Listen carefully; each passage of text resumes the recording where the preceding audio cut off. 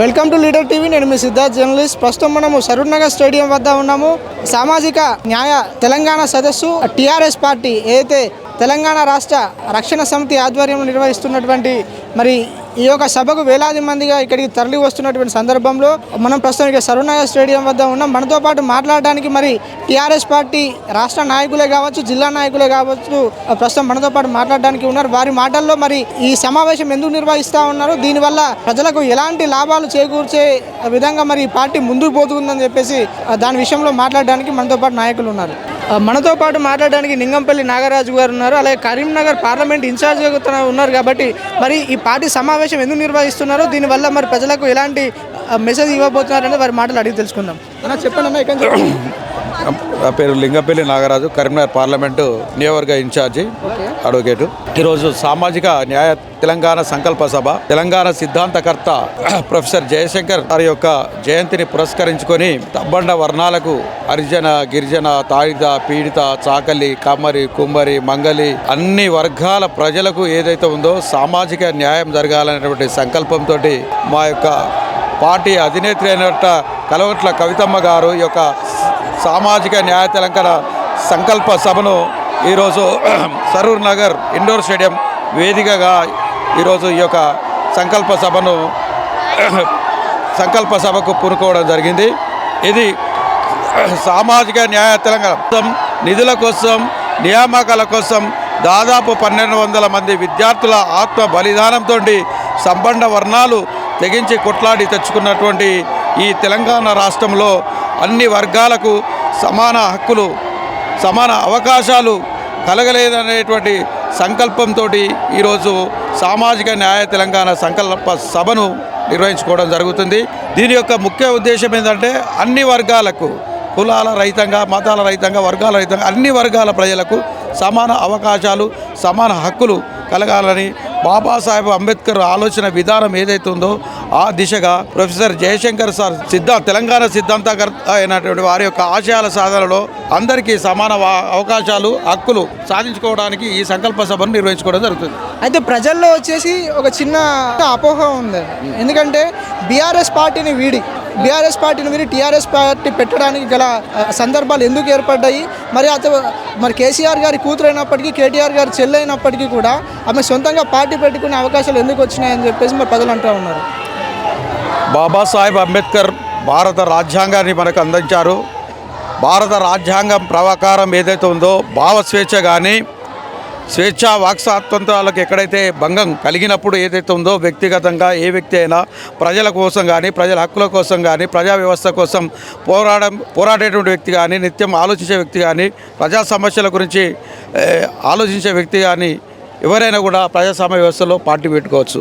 ఆ దిశగా ఈరోజు కవితమ్మ గారు ప్రజా సమస్యల పట్ల నిరంతరం పోరాడుతున్న వ్యక్తిగా వారి యొక్క భారత రాజ్యాంగం కల్పించినటువంటి హక్కు ఏదైతే ఉందో భావస్వేచ్ఛ ఉన్నది కాబట్టి, ఈ పార్టీ పెట్టుకునేటువంటి హక్కు ఉన్నది కాబట్టి ఆ దిశగా ప్రజల కోసం మరింత చేరువై ప్రజా సమస్యల పట్ల అనునిత్యం ఉండి ప్రజలకు, అణగారిన వర్గాలకు సమాన అవకాశాలు, సమాన హక్కులు కల్పించే దిశగా పురుడు పోసుకున్న పార్టీ తెలంగాణ రక్షణ సేన పార్టీ. అయితే రాబోయే రోజులలో మరి పార్టీ ఎలాంటి సిద్ధాంతాలతో ముందుకు పోతూ ఉన్నది, మరి ప్రజల్లో కావచ్చు, రాష్ట్ర స్థాయి నుంచి కావచ్చు, జిల్లా స్థాయి, గ్రామీణ స్థాయిలోపు అక్కడ కార్యకర్తలకు ఎలాంటి బలాన్ని చేకూర్చే ప్రయత్నం చేస్తూ ఉన్నారు? దాదాపు తెలంగాణలో 33 జిల్లాలో ఈ 4 కోట్ల జనాభా ఉన్నటువంటి తెలంగాణలో సామాజిక న్యాయం కోణంలో ఇప్పటికే 42 మంది వ్యక్తులను అసెంబ్లీ నియోజకవర్గ ఇన్ఛార్జీలుగా కవితమ్మ గారు ప్రకటించడం జరిగింది. అందులో మెజార్టీ 23 మంది వ్యక్తులు అసెంబ్లీ ఇన్ఛార్జీలను, బీసీలను నియామకం చేయడం జరిగింది.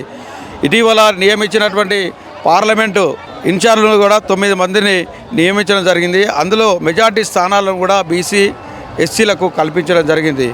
ఉదాహరణకు లింగంపల్లి నాగరాజు నేను కరీంనగర్ పార్లమెంట్ ఇన్ఛార్జి, ఒక బీసీ రజక బిడ్డను. కాబట్టి ఇది తెలియదా సామాజిక న్యాయం అనేది పరిడవిల్లుతుంది, విస్తరించింది. సామాజిక న్యాయం ఆలోచన దిశగా ఈ యొక్క పార్టీ అడుగులు వేస్తున్న దానికి ఉదాహరణ నేనే, గొప్ప ఉదాహరణ. ప్రస్తుతం మనతో పాటు మాట్లాడడానికి ముస్తఫా సాద్ నగర్ నియోజకవర్గం నుంచి ముస్లిం మైనారిటీ రాష్ట్ర నాయకులు ఉన్నారు. వారి మాటలు అడిగి తెలుసుకుందాం. మరి టీఆర్ఎస్ సభ అనేది ఇక్కడ ఎందుకు నిర్వహిస్తూ ఉన్నారు, మరి ప్రజలలో మరి టీఆర్ఎస్ పార్టీ ఎలా ముందుకు పోతా ఉన్నదో వారి మాటలు అడిగి తెలుసుకుందాం. అన్న చెప్పండి అన్న, ఎటువంటి మరి పరిస్థితి? ఈరోజు సామాజిక న్యాయం తెలంగాణ అనే అంశంపైన సంకల్ప సభ పెట్టడం జరిగింది. రాష్ట్రంలో ఈరోజు ఉన్నటువంటి ఎస్సీ, ఎస్టీ, బీసీ, మైనార్టీ అన్ని కులాలు కూడా కలుపుకొని వారికి సమన్యాయం చేసే విధంగా ఈరోజు ఈ సభ ఉండబోతుంది. రాబోయే తరుణంలో తెలంగాణ రాష్ట్రంలో నూతన అధ్యయనం రాయబోతున్నటువంటి మా నాయకురాలు కల్వకుంట్ల కవితమ్మ గారు. ఎందుకంటే ఇప్పుడు గతంలో బీజేపీని చూసినారు, బీఆర్ఎస్ని చూసినారు, ఇప్పుడు కాంగ్రెస్ కూడా చూస్తున్నారు. ఎవ్వరు కూడా సామాజిక న్యాయం అనే అంశాన్ని ఖాళీ పేరుకు మాత్రమే వాడుకోవడం జరిగింది. కానీ ఇప్పుడు ఈరోజు సకల జనులకు ఈరోజు విద్యలో కానీ, వైద్యంలో కానీ, ఉపాధిలో కానీ మరియు అన్ని రంగాలలో కూడా ఈరోజు బడుగు బలహీన వర్గాలైనటువంటి ఎస్సీ, ఎస్టీ, బీసీ, మైనార్టీలు కలుపుకొని ఈ సభ పెట్టడం అనేది చాలా సంతోషకరమైన విషయం. రాష్ట్రంలోనే ఇది ఒక మహోన్నతమైన కార్యక్రమం కవితక్క గారు తీసుకున్నారు. ఈరోజు ప్రజలకు చేరువై రాబోయే తరుణంలో ఇంకా 2 సంవత్సరాల ఎలక్షన్లు ఉన్నాయి. అప్పటి వరకు ప్రజల్లో బీసీలపైన ఉన్న నమ్మకం, బీసీలకు బలమైన నాయకత్వం ఈరోజు కల్వకుంట్ల కవితమ్మ గారు చేయబోతున్నారు. కల్వకుంట్ల కవితక్క గారి నాయకత్వానికి ఈరోజు తెలంగాణ ప్రజలు కోరుకునేది ఏంది? బీసీల రాజ్యాధికారం సాధించే విధంగా ఈరోజు ఎవరైనా ప్రయత్నం చేస్తున్నంటే ఒక కల్వకుంట్ల కవితమ్మ గారు మాత్రమే చేస్తున్నారనే దానికి ఇది ఉదాహరణ అని మాత్రం చెప్తున్నా. రాబోయే రోజుల్లో బీసీలకు పెద్దపీట వేసి ఎస్సీ, ఎస్టీ, బీసీ, మైనార్టీలకు కూడా అన్ని వర్గాలకు కూడా ఈరోజు కవితమ్మ గారు పెద్దపీఠం వేస్తారు. రాబోయే తరుణంలో ఆమె ముఖ్యమంత్రి 101% అవుతారు. కావున ఈరోజు మనం గమనించవలసింది ఏంటంటే ప్రజలు ఎక్కడ చూసినా తండాలుగా జనాలు వస్తున్నారు. ఎందుకంటే కవితమ్మ గారి మీద అభిమానం, ఈరోజు బీసీల మీద ఉన్న అభిమానం. కవితక్క గారు అంటే ఒక నమ్మకం, ఒక బ్రాండ్. పట్టుబట్టితే వదలని శివంగి కవితక్క గారు. అయితే మా ప్రజల్లో చిన్న అపోహ అలాగే మిగిలిపోయింది. గతంలో ఎవరైతే వైఎస్ రాజశేఖర రెడ్డి వాళ్ళ కూతురు షర్మిల అనే వ్యక్తి ఇక్కడికి వచ్చి తెలంగాణ వైఎస్ఆర్ పార్టీ అని పెట్టి ఆమె పార్టీ తీసేసినట్టు సందర్భం ఏర్పడిన విషయం మీకు తెలిసిందే. మరి ఈరోజు కూడా తన కుటుంబాన్ని కాదని చెప్పి ప్రత్యేకంగా పార్టీ పెట్టి మరి ఇంత పెద్ద నాయకత్వాన్ని తను ఇక్కడ నిర్వహిస్తున్నప్పుడు మరి ప్రజల్లో కూడా అదే అపోహ వస్తున్నది. కేసీఆర్ కూతురే కదా, ఆయన ఎందుకు ఈమెను మందలించడం లేదు, మరి ఈ పార్టీ వల్ల మరి ప్రజలలో ఎలాంటి లాభాలు వస్తాయని చెప్పేసి ప్రజలు అంటా ఉన్నారు. ఆమె ఆంధ్రపాలిత ప్రాంతపు నాయకురాలు కాబట్టి ఆమెకు సబ్జెక్టు పైన అవగాహన లేదు. వాస్తవానికి ఆమె రాజకీయంగా రాజశేఖర్ రెడ్డి వేరే, మన తెలంగాణ బిడ్డ కాబట్టి కల్వకుంట్ల కవితమ్మ తెలంగాణ ఆడపడుచు, ఒక ముఖ్యమంత్రి కూతురైనా ఈరోజు పార్టీ ఎందుకు పెట్టినంటే వ్యక్తిగత సమస్యలోనే వాళ్ళ ప్రాబ్లం వాళ్ళకు ఉండొచ్చు, మనకు సంబంధం లేదు. ఈరోజు సామాజిక తెలంగాణ అనే సంకల్పం ఈరోజు మేడం గారు చెప్పినట్టు పంచజన్య అనే పథకం తీసుకొని ఈరోజు ఎస్సీ, ఎస్టీ, బీసీ, మైనార్టీలకే కాకుండా ఈరోజు ఆమె షర్మిలమ్మ అంటే ఈ ప్రాంతం బిడ్డ కాదు, ఆమెకు ఎవరి గురించి తెలియదు. వాస్తవం తెలంగాణ అంటే తెలంగాణ ఉన్న మూల కోణాలేంటి కూడా ఆమె ఇప్పటివరకు ఏ అంశం పైన కూడా పూర్తి అవగాహన లేదు. ఇందులో అవగాహన ఉన్నటువంటి నాయకురాలు ఈమె. ప్రజలపైన అవగాహన ఉన్నది. 23 జిల్లాలో ఈరోజు ఉన్నటువంటి ప్రతి జిల్లాలో ఏ ప్రాంతం, ఏ ఊర్లో ఏ ఉందనేది కూడా పూర్తి అవగాహన ఉన్నది. జిల్లాలపైన అవగాహన ఉన్నది కాబట్టి ఈరోజు ఖచ్చితంగా కల్వకుంట్ల కవితమ్మ నేతృత్వంలో సామాజిక తెలంగాణ అనే అంశం మీద ఉంది కాబట్టి ఆమె రాజశేఖర రెడ్డి కూతురు, ఆమెతోటి మాకు సంబంధం లేదు. ఎందుకంటే ఆమె కంటే చేతగాలి, పరిపాలించడం చేత కాదు, సబ్జెక్టు లేదు, తెలివి లేదు.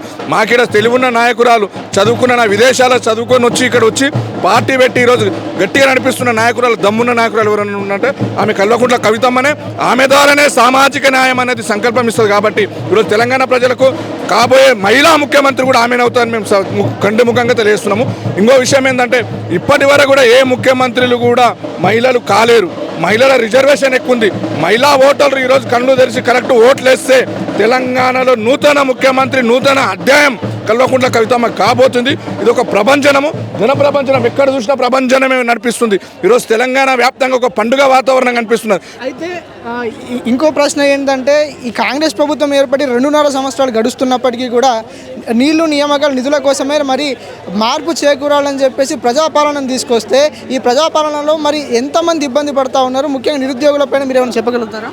ఇప్పటి వరకు కూడా ఉద్యోగాలు ఇస్తామన్నారు. ఎంతమందికి వచ్చారు? అక్కడ పేపర్ లీకేజ్ జరుగుతుంది. కేంద్రంలో కూడా ఉన్న ప్రభుత్వమే 152 సార్లు పేపర్ లీకేజ్ అయింది భారతదేశం మొత్తంలో. ఈరోజు బీజేపీ సెంట్రల్ గవర్నమెంట్ ఉండే కూడా ఎలాంటి ప్రయోజనం లేదు. ఈరోజు కాంగ్రెస్ గవర్నమెంట్ ఉండి ఏం లాభం చేసింది? ఎంతమంది నిరుద్యోగులకు ఉద్యోగాలు ఇచ్చింది? ఈరోజు యాడిచ్చారో జాబ్ క్యాలెండర్ విడుదల చేయమని చెప్తున్నాం మేము. ఎలా అవన్నీ అవాస్తవం, బూటక మాటలు. ఉద్యోగాలనే పేరిటతో విద్యార్థులను, యువతని రెచ్చగొట్టి ఆనాడు అమలు కాని హామీలు 420 హామీలు ఇచ్చినటువంటి రేవంత్ సర్కార్ ఇప్పటి వరకు కూడా ఎలాంటిది కూడా ప్రయోజనం జరగలేదు తెలంగాణ రాష్ట్రంలో. బలమూరు వెంకట్ ఎందుకు లేరు? ఎమ్మెల్సీ గారు. ఆయన మాటలు మాత్రం పెద్దగా ఉంటాయి, శాతలు మాత్రం చిన్నగా ఉంటాయి. చేసిన ఐడియా ఉందా? ఏం చేసిండ్రు ఆయన? అవును, వాళ్ళ ఉద్యోగాలు ఇవ్వడం కాదు, వాళ్ళు రెచ్చగొట్టడం. కాంగ్రెస్ ప్రభుత్వ నైతిక ధోరణి ఏంటంటే విద్యార్థులను రెచ్చగొట్టడము వాళ్ళ పని. రాజకీయం వాళ్ళ స్వార్థ రాజకీయాల కోసమైనటువంటి అందరినీ రెచ్చగొడతారు, కానీ వాళ్ళు లబ్ధి పొందుతారు. ఈరోజు విద్యార్థుల రోడ్లపైకి వచ్చి ఎవరైనా అడుగుతున్నారా? ఈరోజు అదే మా తెలంగాణ రక్షణ సేన పార్టీ అధికారంలోకి వస్తే ఒకటే టర్మ్ 5 లక్షల ఉద్యోగాలు ఇస్తామని మేము చెప్తున్నాం. కాలారెగ్యులే చెప్తున్నాం. తెలంగాణ రక్షణ సేన అధికారంలోకి వచ్చిన సంవత్సరం లోపలే మేము 5 లక్షల ఉద్యోగాలు ఇచ్చి చూపిస్తామని మేము తెలియజేస్తున్నాం.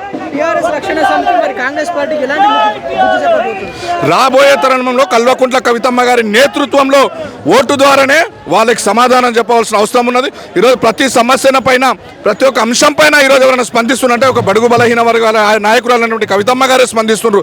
ఈరోజు చూద్దాం, భూ బాధితుల విషయంలో తీసుకుందాం, ఈరోజు ఖమ్మము విషయంలో తీసుకుందాం, ఈరోజు వికారాబాద్ పరిగి విషయంలో తీసుకుందాం, ఈరోజు హైదరాబాద్లో నడుస్తున్నట్టు ఆ విషయాలను కూడా ఈరోజు కల్వకుంట్ల కవితమ్మ గారి పట్టుదలతో నేను సాధించడం తప్ప ఈరోజు ఎవరు కూడా సాధించలేదు. కల్వకుంట్ల కవితమ్మ అనే పేరు ఒకటి బ్రాండ్, ఆ బ్రాండ్ని కవితమ్మ అంటున్నాం. ఎందుకంటే ఒక తల్లిదాకా ఆదరిస్తుంది కాబట్టి రేపు రాబోయే తరుణంలో కల్వకుంట్ల కవితమ్మ నేతృత్వం తెలంగాణ ప్రజలకు, తెలంగాణ యువతకు, తెలంగాణ మహిళలకు, తెలంగాణ రైతాంగాన్ని కూడా ఈరోజు అవసరపడుతుందని మీకు తెలియజేస్తున్నాం. జై తెలంగాణ, జై కవితమ్మ.